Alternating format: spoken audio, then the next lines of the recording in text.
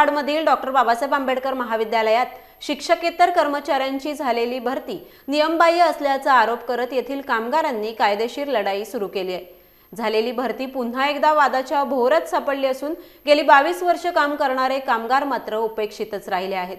महाडमधील doctor Babasaheb Ambedkar महाविद्यालय सातत्याने विविध घटनांमुळे चर्चेत येत असते। पीपल एज्युकेशन सोसायटीच्या माध्यमातून येथील महाविद्यालय चालवले जात आहे। मात्र पीपल्स एज्युकेशन सोसायटीचे संचालक पदावरूनच गेली अनेक वर्ष वाद सुरू आहेत। यामुळे महाविद्यालयात प्राचार्य पदावरून देखील सातत्याने वाद होऊन महाविद्यालय चर्चेत राहिले आहे। सन 2013 मध्ये महाविद्यालयातील 4 शिक्षकेतर कर्मचारी पदभरतीसाठी शासन निर्णयानुसार आदेश काढण्यात आले होते। मात्र या आदेशानुसार या आदेशाची मुदत फक्त 6 महिने होती। 4 जागांसाठी जवळपास 250 उमेदवारांनी अर्ज केले होते। परंतु 4 मार्च 2014 रोजी तत्कालीन प्राचार्य धनाजी गुरव यांनी स्थानिकांना डावलून जिल्ह्याच्या बाहेरील लोकांना भरती केल्याचा आरोप स्थानिक कंत्राटी कर्मचाऱ्यांनी केला आहे। तत्कालीन प्राचार्य गुरव सर हे काय ऐकले नाहीत। त्यांनी या ठिकाणी जिल्हा सोडून जिल्ह्याच्या बाहेरचे लोक या ठिकाणी बोलावली आणि त्या ठिकाणी सेवेत त्यांना रुजू करून घेतलं। त्यावेळेस तेव्हापासून आम्ही या ठिकाणी आंदोलनाला सुरुवात केलेली आहे। त्याच्यानंतर दुसरी भरती झाली, त्या दुसऱ्या भरतीमध्ये सुद्धा तसाच प्रकार घडला आणि तिसऱ्या भरतीमध्ये म्हणजे 2014 मध्ये त्यांनी भरती या ठिकाणी लावली होती।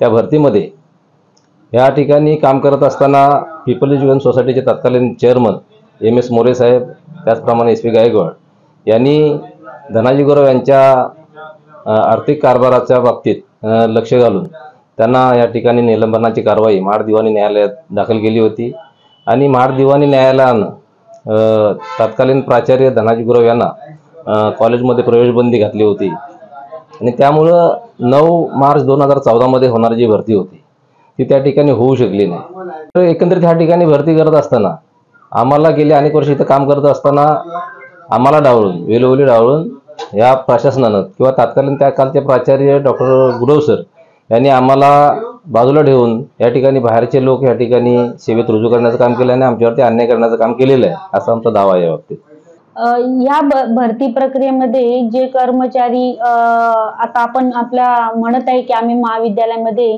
14 सालापासून आहोत, परंतु आम्ही असं बघतोय की 14-15 सालामध्ये हे CHB वर सुद्धा या महाविद्यालयामध्ये नव्हते आणि त्याच्यानंतरच्या कालखंडामध्ये त्यांना घेण्यात आलं, परंतु ते डेली वेजेसवर होते।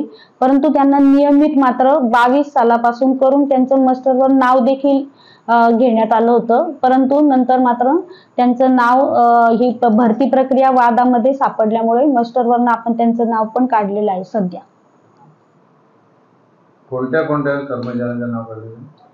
यामध्ये 4 कर्मचारी होते जे या बोगस भरतीचं मध्ये हे झाले होते।